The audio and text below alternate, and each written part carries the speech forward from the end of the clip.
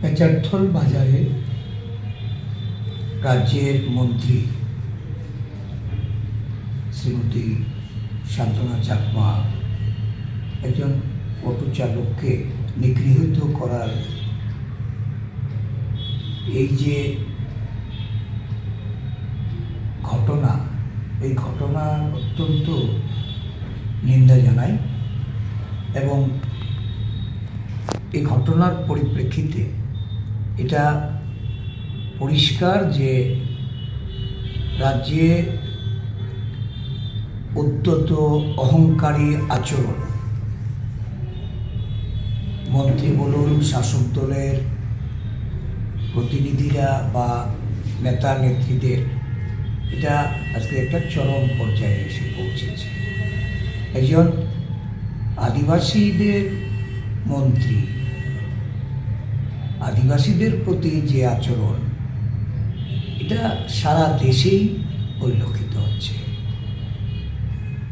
আমরা লক্ষ্য করছি যে ভারতবর্ষের বিভিন্ন রাজ্যে যেমন আদিবাসীরা শাসক দল বিজেপি, তাদের মন্ত্রী, তাদের নেতাদের দ্বারা নির্যাতিত হন, আমাদের রাজ্যেও এর ব্যতিক্রম নয়।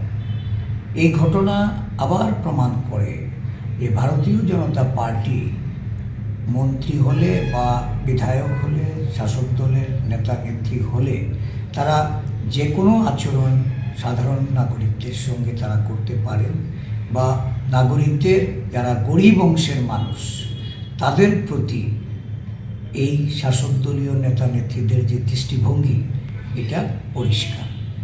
আদিবাসী এই রাজ্যে এদেরও কোনো সম্মান, এদের প্রতি সহানুভূতি, মানবিকতা, এটা আমাদের শাসক দলের কোনো মন্ত্রী বলুন, বিধায়ক বলুন, এদের তরফ থেকে এটা দেখা যায় না।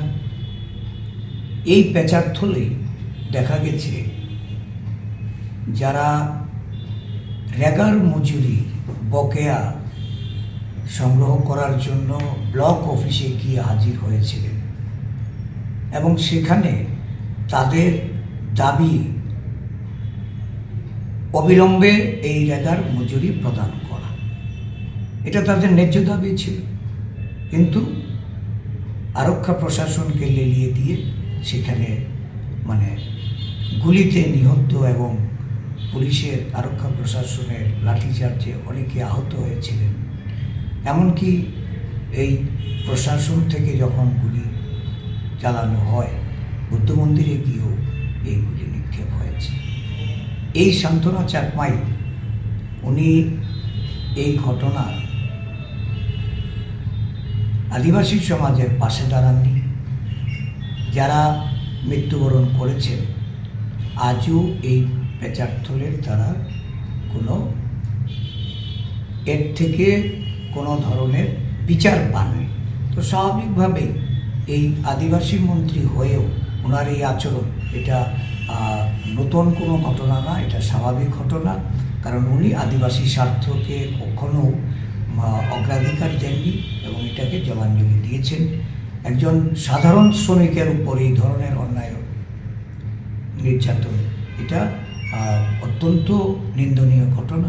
আমি তীব্র নিন্দা জানাচ্ছি এবং মন্ত্রীর এই আচরণের প্রতি ধিক্কার জানাচ্ছি।